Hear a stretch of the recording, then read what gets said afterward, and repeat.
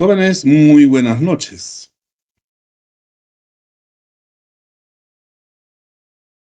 Ingeniero, Buenas noches, ingeniero. Buenas noches con todos. Muy bien, ya hemos terminado con el registro de asistencia. Ahora empezamos con nuestras clases. Si es que tuvieran alguna pregunta con respecto a lo que hemos desarrollado la última clase, hágala en este momento. Punto enter en el chat para aclarar sus dudas.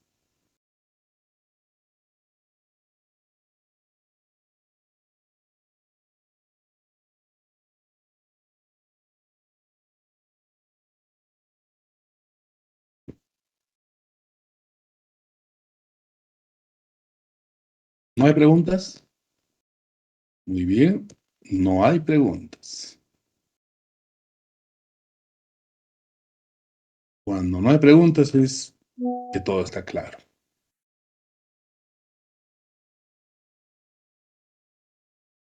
Bien, vamos a continuar con el desarrollo de nuestros ejercicios. Esto es, ahí ya, esto de pavimento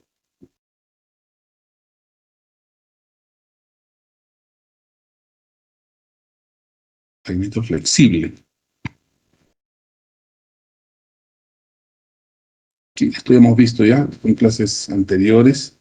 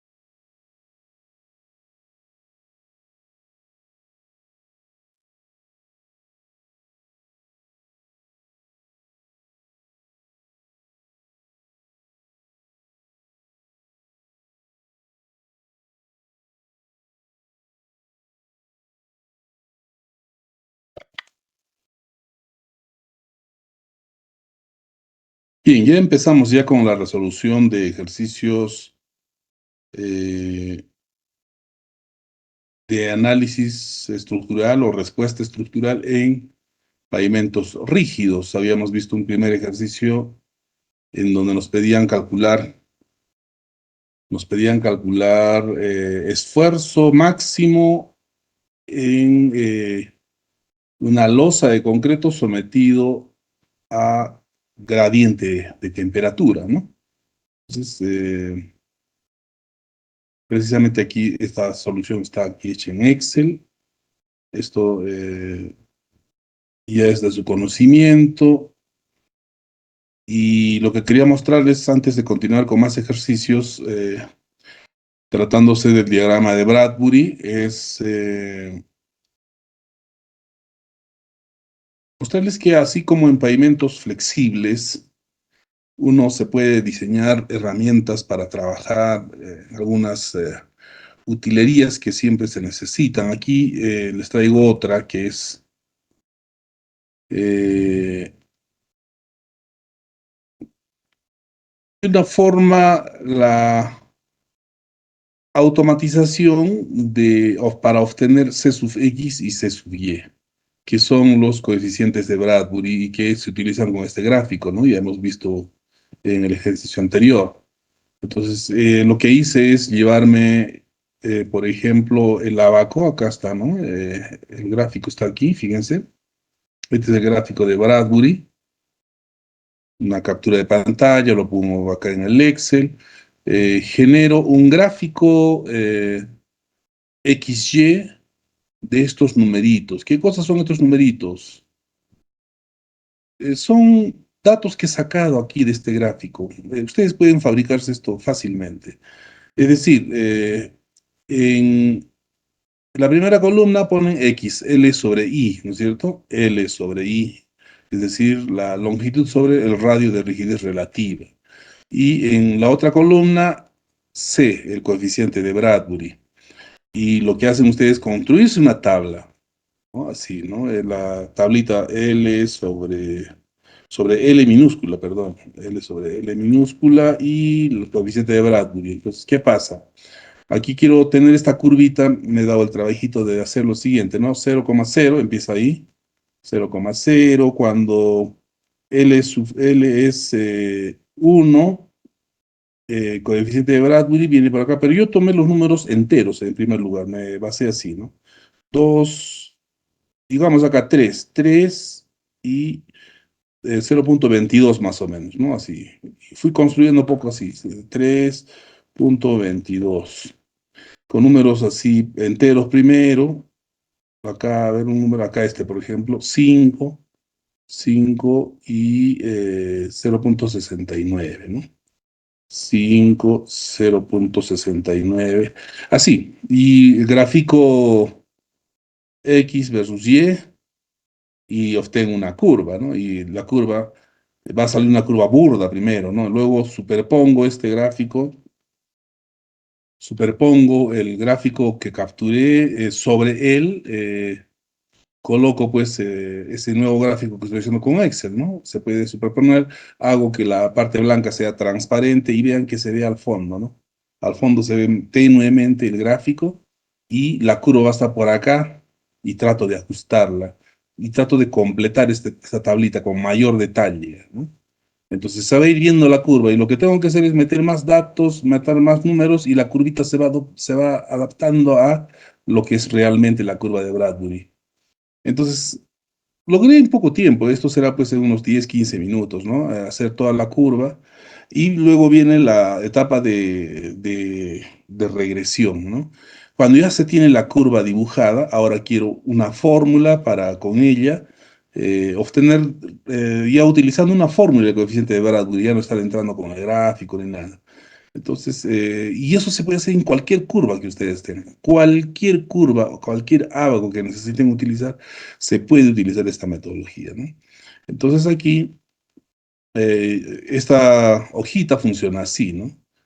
Aquí yo coloco el valor de L, 144 era, creo, según nuestro problema. Ahí coloco el valor de radio de rigidez relativa, 30,53. ¿Cuánto nos salió en nuestro cálculo? Acá este es otro ejercicio, este es otro, ¿no? Este es, ¿dónde está nuestro cálculo? A ver. El primer ejercicio que hicimos, este es. No, no es este, es el 2, es el que vamos a hacer ahora. Debe ser este, claro. 30,57 salió, ¿no? 30, muy bien, gracias Edwin. 30,57. Entonces, aquí coloco 30,57 y aquí se calcula el SUFI y automáticamente me da el coeficiente de Bradley. 0,69, por ejemplo. ¿Es 0,69? Si ustedes ven el gráfico, sí, ¿no? Esto funciona por fórmula. El otro era 300, creo, 300, 1,08, ¿no? Funciona automáticamente con las fórmulas. Entonces, hasta aquí, por ejemplo, para hacer esta curva, es fácil. Con esa tabulación la vas ajustando y una vez que tengas la curva, viene la etapa de obtener las fórmulas. Ahora, una sola fórmula para esta curva es bien difícil, no vas a poder hacerlo, ¿no? Entonces, lo que opté es hacerlo por tramos. Acá hay un primer tramo, que es esta primera parte. ¿Se dan cuenta acá? Esta primera parte es este primer tramo de acá. Este segundo tramo está aquí, ¿no? Y ha ido ajustando lógicamente. Y la última parte es el tramo de abajo. Esta última parte está abajo acá. ¿Se dan cuenta? Entonces, este primer tramo, por ejemplo, es una parábola, casi una parábola. Entonces, solamente este tramito con estos datos le hago una regresión. Gráfico, o sea, en una misma curva tú puedes tener dos, tres curvas, juntas los gráficos, de tal forma que se vean en uno solo, ¿no? Entonces ahí tienes la curvita y ya está así, botón derecho, regresión, ¿no? Es ahí gráfico de línea de tendencia. En este caso es una polinómica de cuarto grado, le di, para que tenga la máxima precisión, ¿no? Ahí no quiero tendencia, nada, quiero que se ajuste exactamente a la curva. Entonces le doy cuarto grado y me genera, haciendo clic ahí en la ecuación, o acá vamos a poner clic, acá, ¿no? Haciendo clic acá, presentar ecuación y presentar el valor R. Entonces aquí lo que tengo en ese tramo es esta fórmula y el R cuadrado es 0,99, es prácticamente 1, o sea, una correspondencia perfecta, no va a fallar ahí, ¿no? Pero ahí está la formulita, es lo que quería, ¿no? De este primer tramo. Luego del segundo tramo, ahí está su formulita y del tercer tramo su formulita. De cada tramo tiene ahí su formulita, eso es lo que yo ingreso acá en mi Excel. Y luego, en función al valor de L sub X, hay una decisión que se tiene que tomar cuál fórmula utiliza, ¿no? Y esta sería la, la ecuación, ¿no? Si Y, o sea, el valor de Y, en este caso, ingreso em, con el valor de sí, I, ¿no? Esta es la condición I. Q8 es el valor de L entre radio de dirigencia relativa. Se entra con este valor, ¿no? A la curva. Entonces ahí hago algunas condicionales, pues, ¿no? Para que elija la ecuación correspondiente al tramo definido por L sobre radio de rigidez relativa. Es una condición if, pero compleja con funciones i, que se necesita utilizarlas para que esta celda, o sí, pues no, Excel calcule, seleccionando en función al valor que le he ingresado acá, una de las tres ecuaciones. Son ifs anidados, ¿no? Lo que se conoce como if anidado. Que si manejas el Excel de forma básica o intermedia, ya tranquilamente lo puedes hacer y construirte este tipo de herramientas. Finalmente, te facilita la vida, ¿no?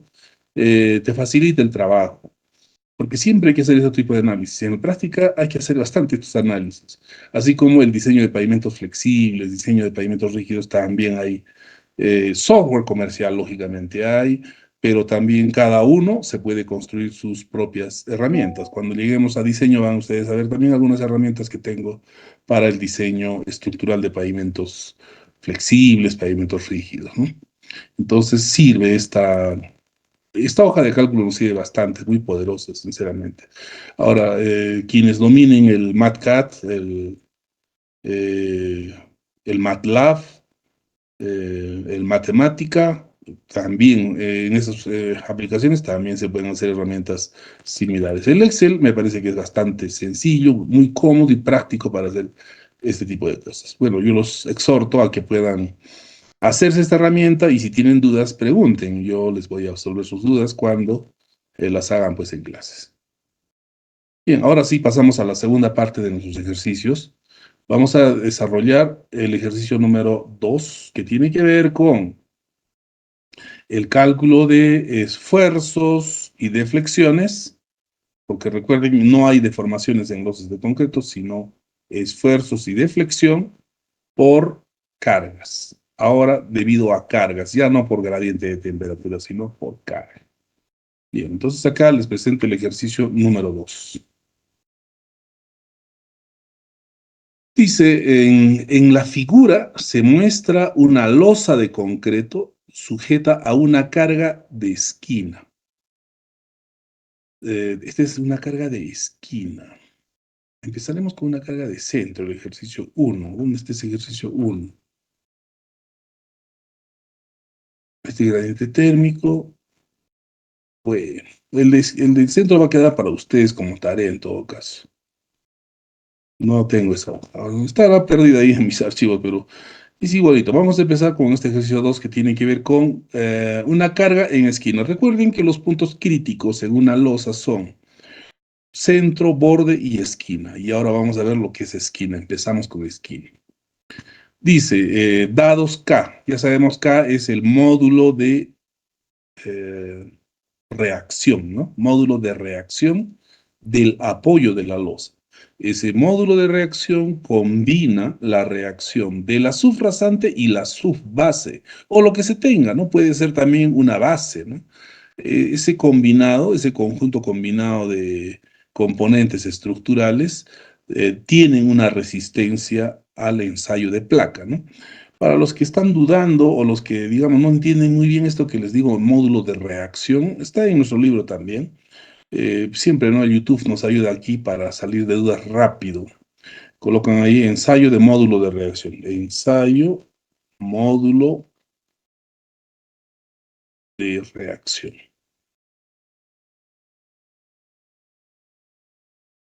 O placa de carga, ¿no? Coeficiente de balasto también es su otra denominación. Aquí está, esto de acá. Ensayo de la carga de placa o módulo de reacción.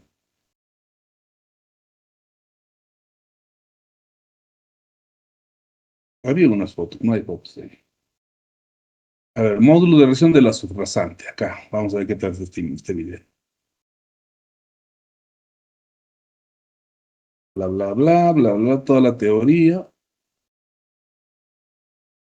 Un módulo de reacción combinado. Esto está también teoría, ¿no? Ahí te está mostrando un libro de pavimentos. Está muy interesante este video. No lo había visto, es nuevo, creo que este. Pero no es lo que les quiero mostrar. Quiero mostrarles el ensayo de módulo de reacción en sí. Aquí sí lo vamos a ver. Ahí está, ¿no? Este es el módulo de reacción. Observen que aquí hay una especie de barra, ¿no? Que es una barra de reacción. Y acá, este es un gato hidráulico. Esto es un gato hidráulico. Esos gatos hidráulicos que utilizan para levantar camiones. Pero acá está adosado ya a una barra, ¿no? Con un gato hidráulico para levantar camiones se puede improvisar este ensayo. Pero acá es un gato hidráulico ya especialmente para el equipo de módulo de reacción. Aquí hay una manguera, fíjense, y esta manguera está conectada a este manómetro que me permite medir la presión que se está ejerciendo, ¿no? Y con esta palanca se empieza a incrementar la presión. Es un gato hidráulico. Ya saben para qué sirven los gatos hidráulicos, para levantar carga. En este caso es para, se va a intentar levantar el camión, pero el camión está recontracargado y no se va a levantar, sino toda esa reacción se va a ir a empujar esta placa, ¿no? Aquí abajo hay una placa rígida de acero de 30 centímetros de diámetro generalmente, la que recibe pues toda la carga y acá se convierte en carga distribuida. ¿Y qué es lo que va a pasar en el suelo? Que va a ejercer primero la carga sobre la placa, carga entre área de la placa, esfuerzo. Va a haber un esfuerzo que se va a aplicar. ¿De acuerdo? Ese esfuerzo es tan grande que lo que va a pasar es de que este suelito no se va a, como en el CBR, el pistón CBR se hinca, ¿verdad? Pero aquí la placa de acero que está como zapatita acá es de 30 centímetros de diámetro y un acero rígido, no se deforma, ¿no? Entonces lo que va a pasar es que con tremenda carga que se le aplica al suelo a través de esta barra y la placa, un esfuerzo que se está aplicando, lo que va a ocasionar es una deformación en el suelo. No va a fallar por punzonamiento, sino se va a deformar, se va a hundir, en otras palabras. Esa deformación se mide con estos manómetros o diales que tenemos acá. Estos diales miden la deformación del terreno. Hay otro, este manómetro nos dice la carga aplicada. Carga entre área, ya tengo el esfuerzo aplicado y ese esfuerzo por cada longitud de deformación que se va a obtener de estos diales que tenemos acá. Entonces, el ensayo de placa de carga consiste en aplicar un esfuerzo y el suelo se va a deformar. Unidad de longitud, la deformación. Esfuerzo entre longitud sale justamente fuerza sobre unidad de longitud al cubo, o sea, kilos por centímetro cúbico, kilos por metro cúbico, megapascal por metro, o libras por pulgada cúbica, o sea, PCI, ¿verdad? Recuerden eso. Entonces, eso se logra con este ensayo de placa de carga.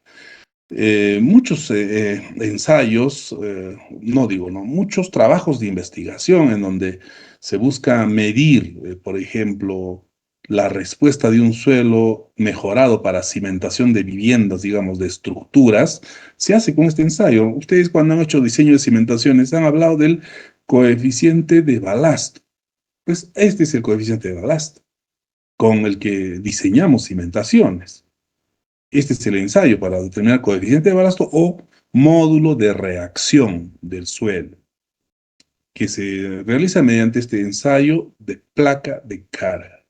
Entonces, y decía que muchos investigadores, por ejemplo, quieren probar eh, si un suelo de cimentación mejora o no mejora su capacidad, su resistencia cuando se la somete a un tratamiento, por decir un tratamiento con inyección de lechada de cemento, lo que los GRUT, ¿cómo se llama esto? A ver, ya me estoy olvidando ya.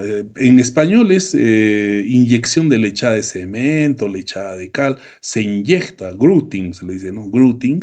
Se le inyecta al suelo y ustedes saben que el cemento que va a buscar los poros se va a meter la lechada y el cemento pues luego de un tiempo fragua y se convierte en algo rígido, ¿no? Y aglomera partículas finas. La cuestión es que el cemento va a darle mayor resistencia a un suelo, digamos, inestable, ¿no? Entonces, después del tratamiento de haber inyectado, se perfora, se inyecta cemento a presión y pasa un tiempo y hay que probar si el suelo ha mejorado o no. Esta prueba me dice si ha mejorado o no. Las columnas de grava para mejorar también suelos, por ejemplo, columnas de grava, columnas de arena, toda esa tecnología que se ha aplicado acá, ¿no? En la construcción del Real Plaza, ahí vinieron equipos especializados para mejorar ese suelo y se mejoró el suelo con algo similar a las columnas de grava, algo similar. Entonces hay mucho trabajo de investigación en cuanto a mejoramiento de suelos con columnas de grava, de arena, columnas de suelo granular sobre suelo arcilloso. Y cuando estoy investigando, pues quiero saber cómo pruebo si ha mejorado o no. Esta es una prueba que se puede utilizar para saber si mejoró o no y que mide no solamente el punto donde se está aplicando el esfuerzo, ¿no? Mide en realidad la capacidad de soporte del terreno de un área de unos 3 metros a la redonda. Entonces es un ensayo muy, muy especial y es un ensayo de campo que te da parámetros reales del suelo. Es muy recomendable para cimentaciones, por eso coeficiente de balasto se utiliza pues en el diseño de cimentaciones. Bien, entonces aquí en este interesante video vemos cómo se realiza el ensayo. Hay primeros planos del equipo. Claro que con el audio lo pueden atender mejor. Y hay muchos videos en donde demuestran pues el ensayo con cálculos, con todo, que si quieres aprender, pues simplemente aprende, ¿no? Ahí tienes todas las herramientas para aprender. Bueno, entonces estamos refiriéndonos a ese ensayo, ¿no? Este valor de K, el valor del módulo de reacción del apoyo de la losa. Y la losa se apoya en la subbase y esta a su vez se apoya en la subrasante. El módulo K combina el aporte estructural de la subrasante y la subbase. Esos dos, este es ese valor. En este caso, en este ejercicio de 100 psi, 100 libras por pulgada cúbica. La altura o el H de la losa, ¿no? El espesor de la losa, 10 pulgadas. El valor de A, que es el radio de contacto de neumático eh, y pavimento, ¿no? 6 pulgadas el radio, 15 centímetros, ¿no? Normalmente tiene esos radios los apoyos. La carga P, 10.000 libras, la carga aplicada digamos, la carga que se aplica sobre una placa flexible en este caso. Determinar, y nos piden determinar el esfuerzo y deflexión máximos en esquina debidos a la carga P. Lo que se calcula en pavimentos rígidos, esfuerzos y deflexión. No hay deformación. O sea, la deformación es casi nada, ¿no? Se desprecia. No hay deformación. Y ya les expliqué por qué. Muy bien, entonces, ¿cómo se calcula? Empezamos. Estamos acá. Observen la nomenclatura, ¿no? Está la carga de 10.000 libras, el área de contacto es 6 pulgadas, el espesor de la losa 10, el módulo de reacción 100 psi, y nos piden sigma C y delta C, o sea, esfuerzo en C, ¿por qué? Porque C significa corner, ¿verdad? Y viene de corner, que en español significa esquina. ¿Ya? Entonces no es esfuerzo del concreto, no, C viene de corner, de esquina. Entonces sigma C y delta C. Delta es la deflexión en C, debido a esta carga. El concreto deflexiona, vamos a ver cuánto va a deflexionar. Lo primero que se hace es calcular el radio de rigidez relativa. Calculamos el radio de rigidez relativa. Ya conocen la fórmula. Aplicamos pues módulo elástico, H, relación de Poisson y el módulo de reacción en esta formulita y se calcula. Si ustedes tienen ya su formulita hecha en el Excel o en cualquier herramienta, ya ingresan estos datos y van a obtener, aquí está la formulita, ¿no? Ahí está la formulita. Esta fórmula está aquí en el Excel. Ustedes saben cómo hacer eso, muy fácil y se calcula el valor del radio de rigidez relativa. Una vez que hemos hecho eso, ya tenemos el radio de rigidez relativa. Ahora vamos a calcular el esfuerzo y deflexión según Westergaard. Westergaard es un investigador que ha propuesto muchas soluciones para el caso de los pavimentos rígidos, muy conocido en el área de pavimentos en general, ¿no? Porque también sus aportes se utilizan en pavimentos flexibles. Bueno, la solución de Westergaard no es otra cosa que lo que plantea como una fórmula para calcular el esfuerzo en esquina y la deflexión en esquina debido a cargas en una losa de concreto. Su análisis numérico que plantea se resume en estas fórmulas que él ha planteado en algunos artículos y eso es lo que nosotros recopilamos. Eso también ustedes lo pueden ver. Hay una pequeña reseña, digamos, histórica de cómo se llegan a estas fórmulas para tener algo de teoría y lo que nosotros tenemos que hacer acá es aplicar. Entonces, la aplicación es muy sencilla en realidad, ¿no? Si tenemos la fórmula, miren, P es la carga en libras, H es el espesor en pulgadas, ya saben que A es el radio de contacto, L es el radio de rigidez relativa. Todos los datos los tenemos, simplemente es aplicar la fórmula. Aplicamos la fórmula y está un ejemplo de cómo se aplica esta fórmula. 3 por 10.000 libras entre 10 al cuadrado, h al cuadrado, ¿no? Y pulgada cuadrada sería la unidad. 1 menos a, que es 6 pulgadas, raíz cuadrada de 2 sobre el radio de rigidez relativa que hemos calculado, 42.97 pulgadas. Eso elevado a la 0.6, ¿no? Se van pulgadas con pulgadas, aquí queda libras por pulgada cuadrada, va a quedar como esfuerzo en esquina. ¿Cuánto resulta? 186.65 PSI que es igual también a 13,12 kilos por centímetro cuadrado. Ese es el esfuerzo que genera en la losa esa carga aplicada. Una carga en una rueda de 10.000 libras. ¿Ya? Si les dijera, a ver, calcule la carga de un semieje de rueda, un semieje de eje simple, rueda simple, cargado con 7 toneladas.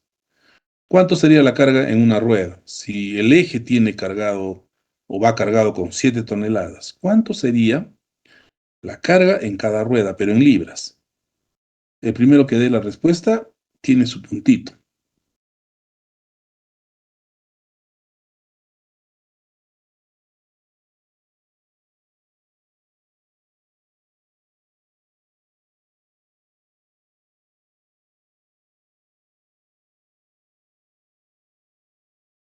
No es otra cosa que si el eje tiene 7 toneladas, a cada rueda le corresponde 3.500 kilos. Entonces trabajen con esas 6 pulgadas de radio de contacto, ¿no? Pero hay que convertir 3.500 kilos a libras. Libras entre el área de ese área de contacto tienen lo que se está pidiendo. Pero yo pedí la carga nomás, ¿no? No he pedido el esfuerzo, he pedido la carga. O sea, 3.500 a libras, eso es lo que hay que calcular. A ver, ahí ya tengo una respuesta. Amy dice 7.716 libras. 3.500 por 2,205, ¿no? Es 7.716, ¿sí? Bueno, fácil la conversión, ¿verdad? 7.000 libras. En este ejercicio tenemos una carga de 10.000 libras. ¿Qué significa? ¿Significa que es un eje simple que está cargado con más de 7 toneladas? Probablemente, pero no siempre. Lo que puede estar pasando es de que cuando hago este cálculo, eh, ¿qué tal ahí no se está aplicando un eje simple, rueda simple? ¿Qué tal es el semieje de ruedas dobles? En pavimentos rígidos, lo que puedo hacer es esas dos ruedas que se apoyan en un pavimento rígido van a tener dos círculos de contacto, ¿verdad? En pavimentos rígidos es válido juntar esos dos círculos en uno solo, hacer un área equivalente para un par de ruedas. Eso es lo que se hace en pavimento rígido. Por ello que aquí esta carga que es de 10.000 libras, que supera pues largamente a la carga de 7.700 libras, que es la carga máxima de un eje simple, rueda simple, que está autorizado para caminar en nuestras ruedas, en nuestras vías, ¿no? En el Perú.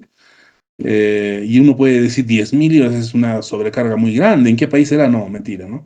Estas 10.000 libras en una sola carga, en realidad esta carga representa probablemente a dos ruedas, un semieje de ruedas, de eje simple, rueda doble, ¿no? Entonces, hay un procedimiento para convertir esos dos áreas de contacto de dos ruedas a uno solo. Y calculas cualquier esfuerzo de esta forma. Entonces, si tienes un eje tándem, trídem, es el mismo procedimiento. Por la distancia que tienes, bueno, va a haber pues lo siguiente, ¿no? Un eje tándem, un eje trídem, ya van a ser dos contactos, ¿no? Porque el tándem está aquí y más adelante va a estar otra, ¿no? Y esos van a generar esfuerzos, al menos en el borde y centro, esfuerzos dobles, ¿no? Por superposición de esfuerzos lo sumas simplemente, ¿no? Y sabes qué esfuerzo va a tener o va a soportar en total la losa. Entonces, ahorita estamos calculando para una sola carga circular que puede estar representando a dos ruedas. ¿De acuerdo? Por eso supera las 7.700 libras que corresponden a un eje simple, rueda simple. ¿De acuerdo? ¿Alguna pregunta, Michael? Michael Romero estaba pidiendo la palabra. Adelante. Sí, ingeniero, justamente quería consultarle Ujú. en cuanto al ensayo de placa de carga que estaba indicando, Sí. para poder hallar el módulo de reacción, el valor Ujú. de K. ¿Hasta qué profundidad puede llegar ese módulo de reacción? Bueno, en el ensayo, ¿no? Porque digamos, si yo voy a, digamos, analizar en una base granular, Ujú, las propiedades de los materiales de todas maneras va a ser diferentes a una subbase o al terreno natural, ¿no? claro. Entonces, va a haber diferentes módulos de reacción. Ujú, Entonces, ¿cuál vendría a ser, digamos, el valor correcto para que yo pueda hacer los cálculos, ¿no? correcto. Muy buena pregunta. Cuando evalúan ustedes un suelo con el CBR es un pistón, pero tiene un área, el pistón CBR, ¿no? 3 pulgadas cuadradas. Cuando hincan ese suelo con ese pistón, en realidad lo que se está probando es la resistencia no solo del área donde está en contacto el pistón con el suelo, no, sino en realidad se está probando la resistencia de todo ese conjunto de suelo que está confinado en el molde Proctor o en el molde CBR. Ese moldecito tiene una altura de 15 centímetros por un diámetro de más o menos 15 también creo, ¿no? Sí, va un poco más grande, creo 20 centímetros, no me recuerdo muy bien. Pero es un molde pequeño. Pero al hincar el pistón CBR ahí, está probando todo ese suelo que está en el molde. No es solamente el punto de contacto, por el área que tiene el pistón. Pero definitivamente la profundidad de prueba de ensayo CBR no llega hasta el fondo digamos, no debería llegar al fondo del molde, ¿no? Se dice que puede llegar a unos 20 centímetros la influencia, digamos, ¿no? Si nosotros nos imaginamos ahí las isóbaras del bulbo de presiones de ese suelito, podría llegar a 20, pero en realidad no estamos probando, pues, más allá de 20 centímetros con el CBR, ¿ya? Entonces la pregunta que hace su compañero es, ¿y el ensayo de placa de carga hasta qué profundidad, pues, digamos, ejerce presiones y me permite probar? Pues con una placa de carga de unos 30 centímetros, la profundidad a la que se prueba más o menos es por los 60, ¿no? 60, me atrevo a decir hasta 1,20 m. He leído algo, eso que ya no me recuerdo muy bien que digamos, pero vamos a preguntarle acá a ver al ChatGPT, pero es mayor profundidad, pues definitivamente, ¿no? Y si quiero más profundidad, tengo la placa de carga de 60 centímetros, una placa de carga de 60 centímetros, te tengo que aplicar más carga, ¿no? Pero al aplicar más carga tengo un esfuerzo mayor y eso me permite probar suelos hasta mayor profundidad. A ver, vamos a rápidamente a buscar esa información. Vamos a aprovechar el chat GPT. A ver, ¿hasta qué profundidad se pueden evaluar los suelos con el ensayo de placa de carga? Placa de carga, eh, sabiendo que la placa rígida de acero es de 30 centímetros. A ver, vamos a ver si sabe sobre módulo de reacción ChatGPT. El ensayo de placa de carga se utiliza para evaluar capacidad de carga y deformación del suelo bajo una carga concentrada aplicada. Ya está. La profundidad hasta la cual se puede evaluar el suelo con ese ensayo puede variar según varios factores como la rigidez de la placa, la capacidad de carga requerida y las características del suelo. En el caso específico que mencionas, con una placa rígida de acero de 30, la evaluación del suelo se realiza principalmente en la zona de influencia directa de la placa. La carga aplicada se distribuye en forma de cono invertido debajo de la placa y la profundidad efectiva de evaluación del suelo es aproximadamente igual al diámetro de la placa. La profundidad efectiva es igual al diámetro de la placa, o sea, me está diciendo que es 30 centímetros. Esto significa que la mayoría de la información se obtendrá en una profundidad de aproximadamente 30 centímetros desde la superficie hasta el fondo de la placa. Hasta el fondo de la placa, solo 30 centímetros. Sin embargo, es importante destacar que el comportamiento del suelo puede influir en la distribución de tensiones y informaciones más allá de la profundidad de la placa, ahora sí, ¿no? Por lo tanto, si se requiere evaluar el suelo a profundidades mayores, se pueden utilizar métodos adicionales como la utilización de placas de carga más grandes o la realización de ensayos de diferentes niveles, a niveles de profundidad. Claro, se excava y se ensaya, ¿no es cierto? En resumen, una placa rígida de 30 centímetros de diámetro, la evaluación principal se limitará a la zona de influencia directa de la placa que tiene una profundidad efectiva de aproximadamente 30 centímetros también.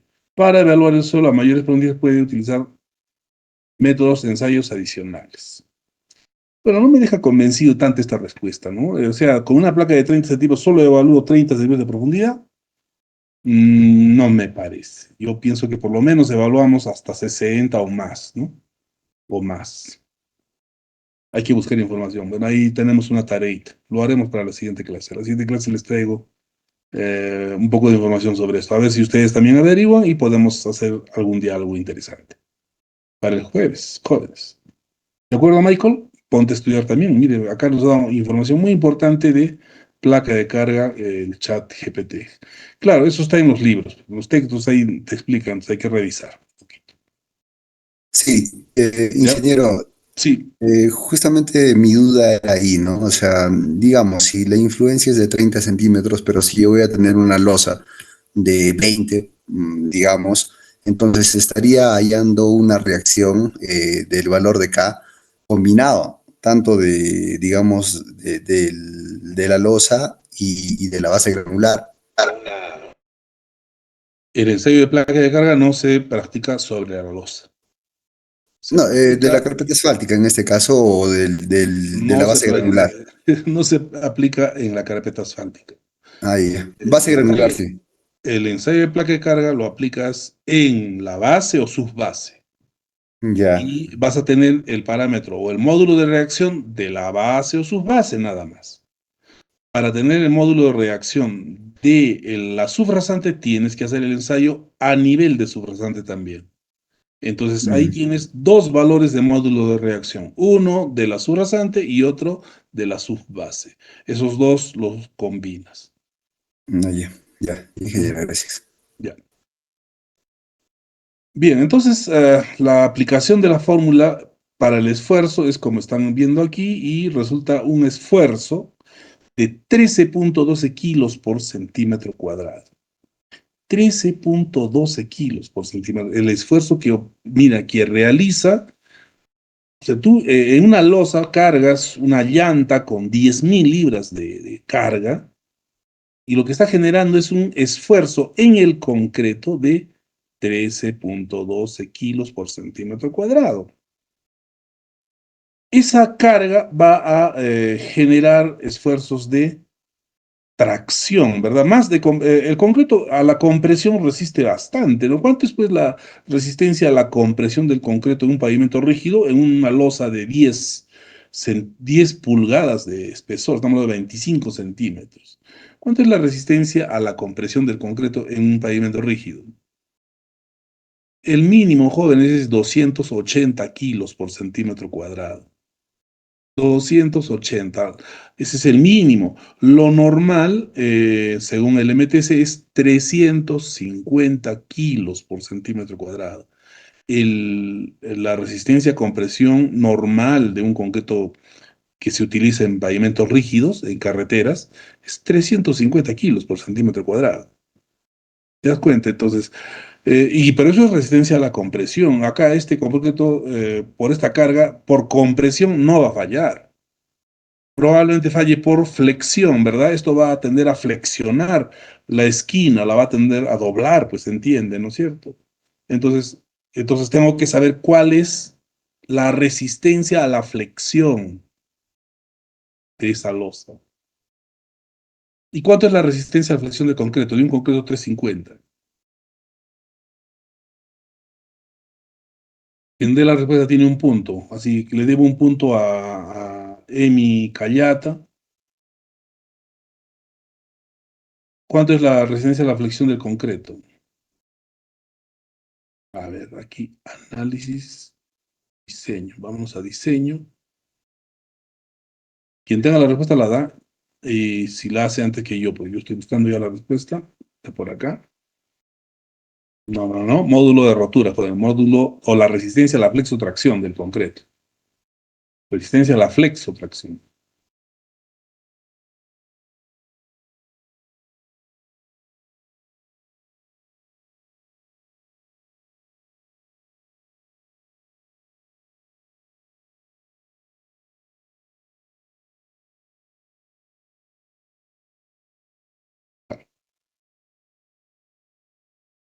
Ajá, creo que ya Jorge Luis lo dio, ¿no? Ahí está, interesante. Estás equivocado, Jorge Luis. Acá está, mire.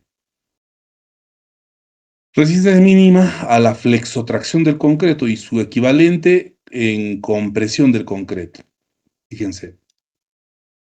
Para una vía en donde el ESAL sea menos de 5 millones.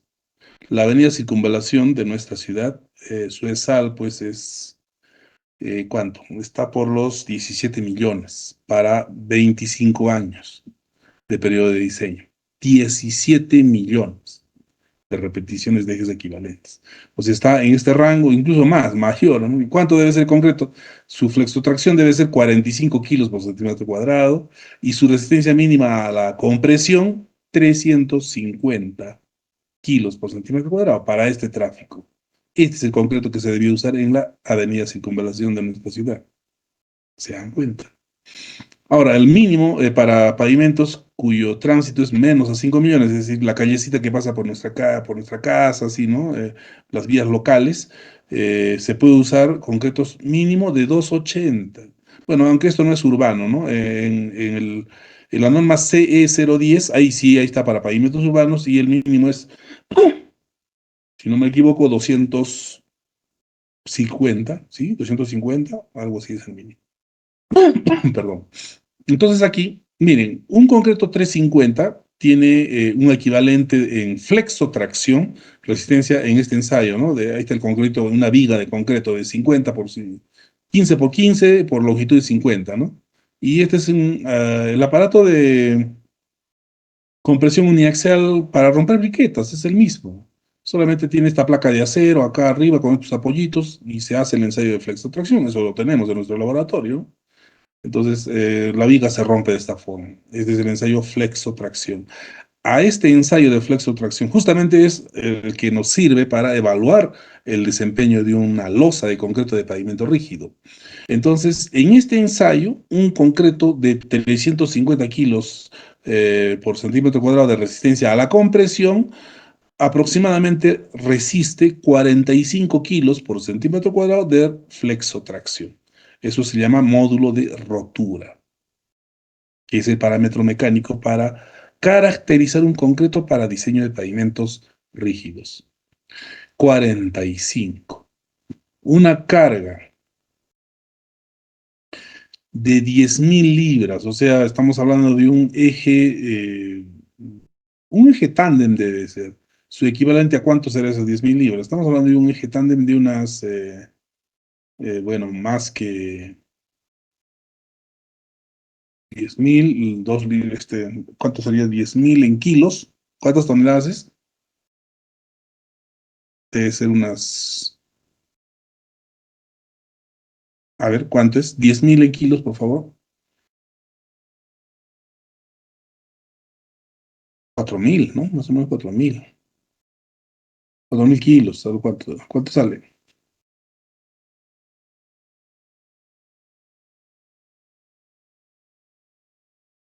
¿Cuánto demora, jóvenes? 10.000 libras a kilos. Entre 2,205 nomás, pues, ¿no?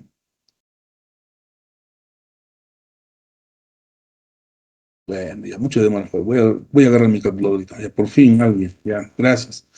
4.535. 4.535 kilos. Eso es en un extremo. En todo el eje, ¿cuánto sería? Por dos. 9.000 kilos. 9.000 kilos. ¿Cuánto es la carga? A ver si le ponen números, se ganan un punto. ¿Cuánto es la carga máxima que permite nuestra norma en un eje simple rueda doble en kilos?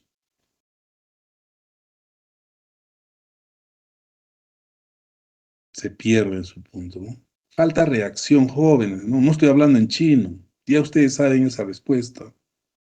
No, pues, ¿cómo va a ser? No. Carga máxima para un eje simple rueda doble según nuestra norma, 11 toneladas. Ya en kilos, 11.000 kilos, pues, jóvenes.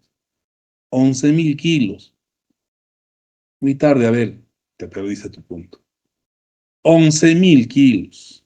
Ahora, esta carga de 10.000 libras, si lo consideráramos en kilos, estamos hablando de un eje de 9.000 kilos. Entonces, concluyo, ¿no? Esta carga es una carga transformada de un eje, de un semieje de rueda doble. Semieje rueda doble. Son dos llantas que están juntadas en una sola y por eso tenemos una carga de 10.000. ¿Ya? Entonces, un eje no de 11 toneladas, sino de 9 toneladas. O sea, no está totalmente cargada. Ahora, sería interesante que ustedes hagan el cálculo con 11 toneladas. Pero hay un detalle, ¿no? Pues, ¿no?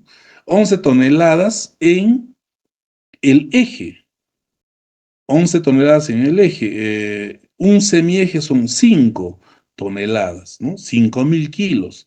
Y 5.000 kilos, estamos hablando casi estas 10.000 libras, ¿no? Muy similar, estamos por ahí. ¿De acuerdo? Entonces, este es un eje, la transformada de un eje, de un eje simple, rueda doble, un semieje, ¿no? Está ahí. Entonces, fíjense, un eje cargado con el máximo, aquí más o menos está eso representado, genera un esfuerzo de flexotracción de 13.12 kilos por centímetro cuadrado. 13.12 kilos por centímetro cuadrado. ¿Cuánta es la resistencia a la flexotracción de ese eje? De esa losa.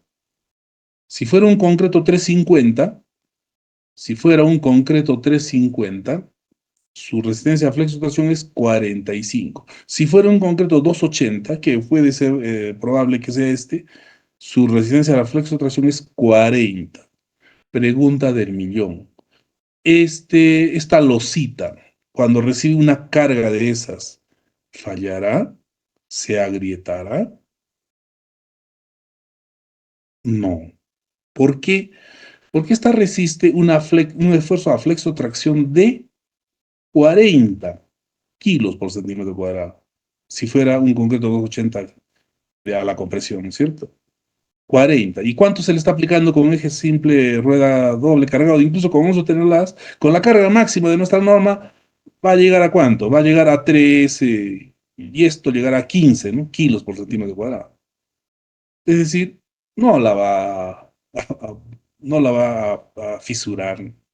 Va a flexionar, sí, algo va a flexionar, pero va a resistir tranquilamente. Y la pregunta ahora es, ¿y qué carga necesito para que falle, no?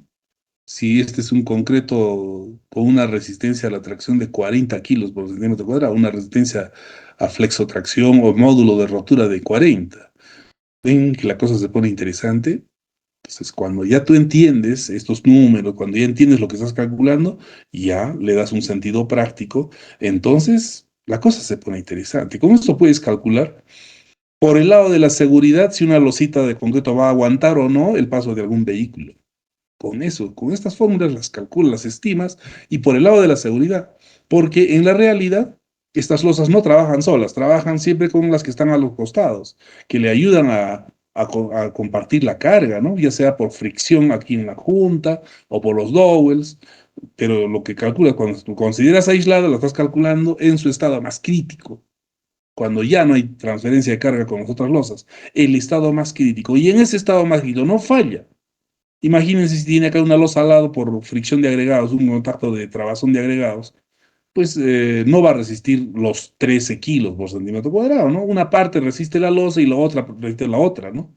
Entonces está por los 8, 7 probablemente, ¿no? Comparten la carga. Entonces es muy poca probabilidad de que fisure, que falle. ¿Te das cuenta? Entonces eso es lo que hay que razonar con estas respuestas. Muy bien. Ahora, vamos a calcular deflexión. Para calcular deflexión aplicamos esta formulita. Ahí está. P, la carga P en 10.000 libras, ¿no? Sobre K, que es el módulo de reacción 100 libras por pulgada cúbica, ¿no? Por L al cuadrado, radio de rigidez relativa al cuadrado, 42.97 al cuadrado. Listo. Ahí está con sus unidades incluso para que puedan ustedes evaluar. Y lo que está entre paréntesis, 1.1 menos 0.88 por radio de carga 6 pulgadas, raíz cuadrada de 2 sobre radio de rigidez relativa. Fácil la operación, miren cuánto de flexión. Miren, miren la deflexión por esa carga. Deflexión a 0.05 pulgadas, 1.27 milímetros. ¿Y quién se creyó el cuento que el pavimento rígido es rígido? Se da cuenta que no es rígido, ¿no? Se hace una carga, un eje simple, rueda doble, pasa por una losa de concreto y esa losita de concreto, por el paso de ese vehículo, está deflexionando 1.27 milímetros. Esa deflexión lo mides con viga de Enkelman, ¿de acuerdo? Pero no es rígido, ¿no? Deflexiona. Demostrada entonces, deflexiona. 1.27 milímetros. Entonces es fácil, ¿no? Fácil. Este es el cálculo según Westergaard. Pero hay otros investigadores que mejoran la solución de Westergaard, como son Thomson y Barenberg. Ionides, Thomson y Barenberg utilizan el método de elementos finitos y mejoran, a partir de la solución de Westergaard, mejoran la solución y plantean esta otra fórmula en donde también se calculan esfuerzos en esquina y deflexión en esquina. Fíjate que varía un poco de la fórmula que plantea Westergaard, ¿no? Esta es, digamos, más precisa, más actualizada, una mejor fórmula. Muy bien. Entonces se utiliza la fórmula C es igual a 1.772 veces el radio de contacto. De esa forma obtienes C y luego los demás parámetros ya los conoces, ¿no? Multiplicas C por 6 pulgadas, obtienes 10.632 pulgadas.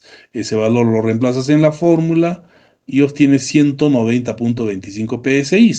Fíjate que 190.25 PSI es mayor que 186.65. Quiere decir que esta fórmula da un esfuerzo mayor. ¿Cuál de las dos utilizas para tus análisis, para tus cálculos? El que te da un esfuerzo mayor. Seleccionas el que te da el esfuerzo mayor. En este caso, la fórmula de Ionides, Thomson y Barenberg. Esa es la que utilizamos. Deflexión. Se aplica esta fórmula y resulta una deflexión de 1.42 milímetros frente a 1.27. Lógicamente, si se calcula mayor esfuerzo, mayor deflexión. Entonces, la respuesta es esfuerzo en esquina, 190.25 PSI o 13.38 kilos por centímetro cuadrado y una deflexión en esquina de 0.056 pulgadas o 1.42 milímetros. Así, aquí está dibujadito lo que ocurre en este problema, ¿no? Esta es la losa de concreto, tiene la carga en la esquina, 4.5 toneladas, ¿no? Es la carga, y deflexiona 1.42 milímetros. 1.4 milímetro y medio, ¿no? Entonces no es rígido, ¿verdad? Deflexión. Tiene una deflexión. Interesante del cálculo. Muy bien. Entonces, esa es la forma de calcular esfuerzos y deflexión en una losa de concreto cuando la carga está aplicada en la esquina. Hay que aplicar simplemente estas formulitas que están en el libro. ¿De acuerdo? Ejemplo 3. En la figura se muestra una losa de concreto sujeta a una carga en el centro. Dados, otra vez, módulo de reacción 100 PSI, la losa de concreto de 10 pulgadas, el radio de contacto 6 pulgadas y la carga también de 10.000. Determinar el esfuerzo, 10.000 libras, ¿no? Determinar el esfuerzo y deflexión máximos en el centro debidos a la carga P. Ahora vamos a calcular en el centro. Bien, es sigma I, ¿no? Esto está sacado de un libro en inglés y eso es la nomenclatura que es normalmente en los textos en inglés, ¿no? Sigma I para denotar al esfuerzo en el centro. Y de inside, que es el interior que entendemos por centro de la losa. De acuerdo, ahí están los datos. Primero calculamos el radio de energía relativa, ya lo hicimos, es 42.97 pulgadas, es fácil de calcular. Y calculamos los esfuerzos con las fórmulas de Westergaard primero. Ahí están las formulitas, esfuerzo en el centro y deflexión en el centro. Aquí todos los parámetros son conocidos, excepto esta B. B es un valor que se calcula con esta fórmula cuando A es menor a 1.724 veces el espesor. O B es igual a esta fórmula cuando,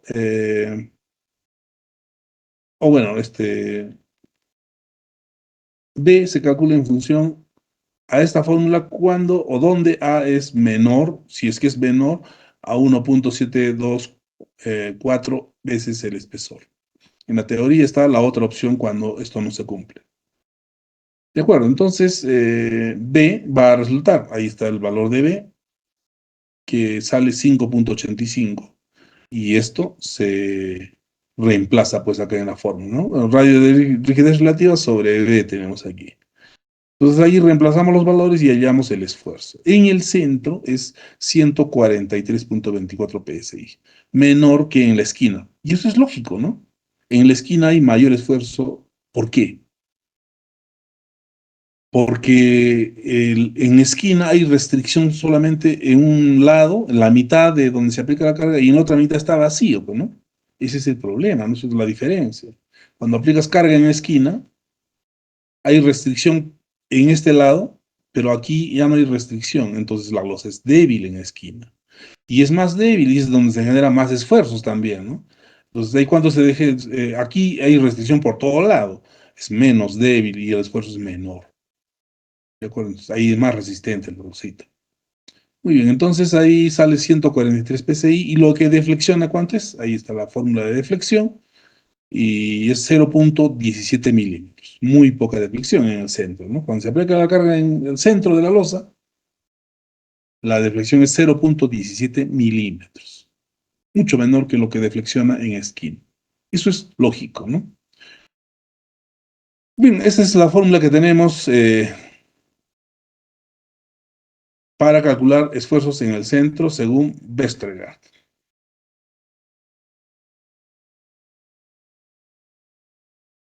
Vamos a revisar la teoría.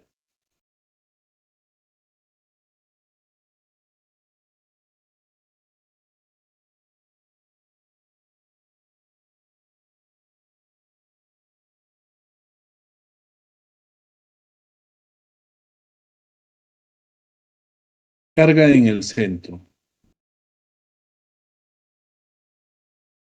La fórmula más antigua desarrollada por Westergaard para el esfuerzo en el centro de una osa bajo un área circular de radio A es, ahí está la fórmula. ¿Esta es la que hemos utilizado? No, ¿verdad?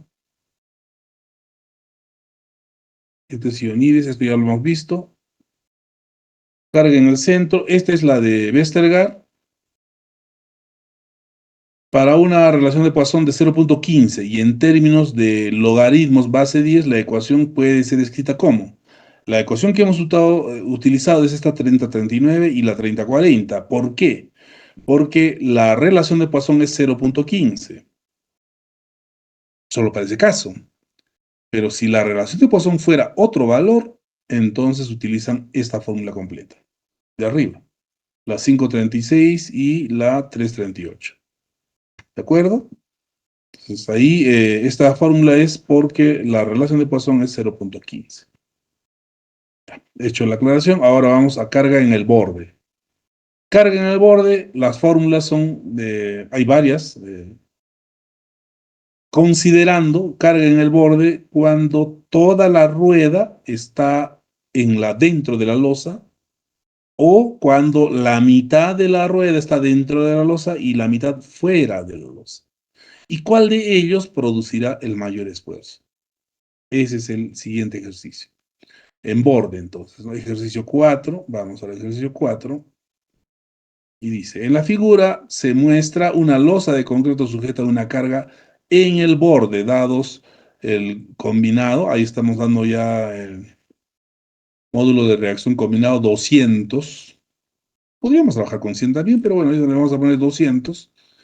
La altura o el espesor de la losa, 8 pulgadas. radio de contacto 6 pulgadas, carga 10.000 libras. Determinar esfuerzo y deflexión máximos en el borde debido a la carga P. Entonces, fíjense que en el borde, la rueda puede estar completamente dentro de la losa, como está aquí, o, como dice la línea punteada, la mitad de la rueda apoyada en la losa y la otra mitad al aire. Entonces, hay que probar los dos casos para saber cuándo o dónde se produce el mayor esfuerzo. Sigma E es lo que nos piden. E viene de eje, que significa borde. ¿De acuerdo? Entonces, calculamos el radio de rigidez relativa. Ya lo hicimos porque acá hay que hacerlo nuevamente porque aquí módulo de reacción es 200, ¿no? Entonces, 30.57 pulgadas es lo que resulta. Va a variar, ¿no? Y la aplicación de las fórmulas. Cuando la rueda está completamente en la losa, es decir, sigma E, círculo, cuando la carga es circular. Y eso es cuando la carga está dentro de la losa, ¿no? Completamente. La aplicación simplemente de la fórmula, ¿no? Bastante sencilla, ahí está. La deflexión de esa forma, y deflexión a 0.019 pulgadas o 0.48 milímetros. Acá un poco que ya yo automaticé esto, ya lo hice, ya resolví porque como a veces no colaboran mucho, no se apuran con los cálculos, ya mejor lo calculo y ya es aplicar nomás la fórmula, no hay otra cosa aquí, ¿no? Lo que importa acá es entender lo que estás calculando, ¿no? Eso hay que entender. Bueno, espero que esté claro. Ya está aquí calculado esfuerzo y deflexión considerando la carga en el interior de la losa. Ahora, considerando la mitad de la rueda en el interior y la otra mitad al aire. Y es esta de acá. Y fíjense, ¿no? Cómo varía el esfuerzo.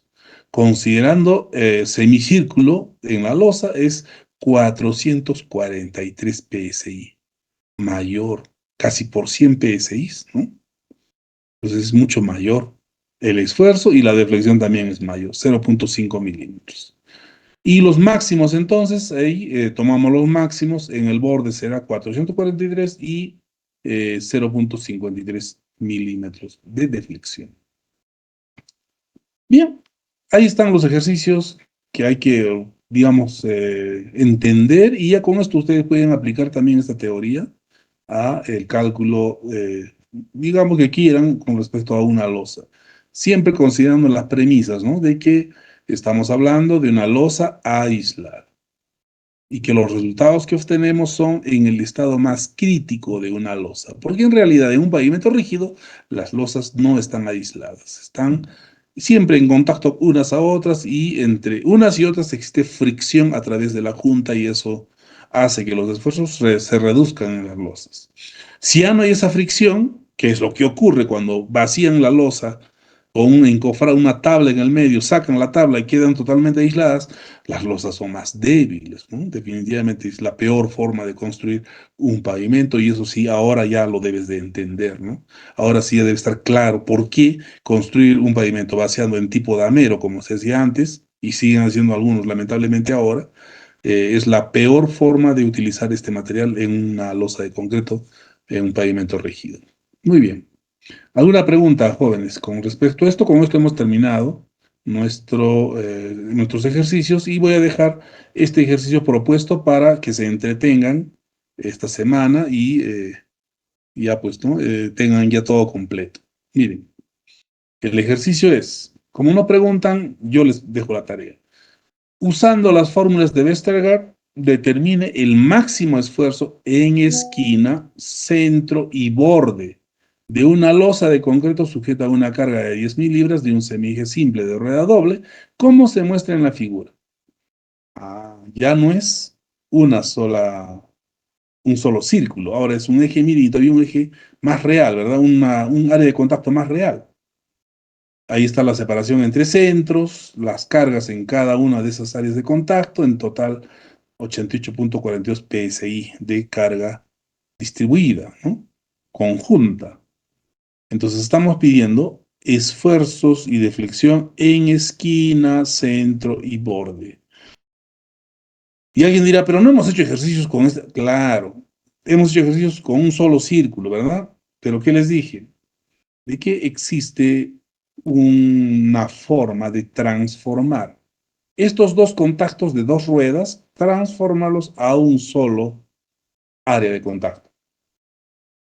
Esa transformación es la que tienen que aplicar.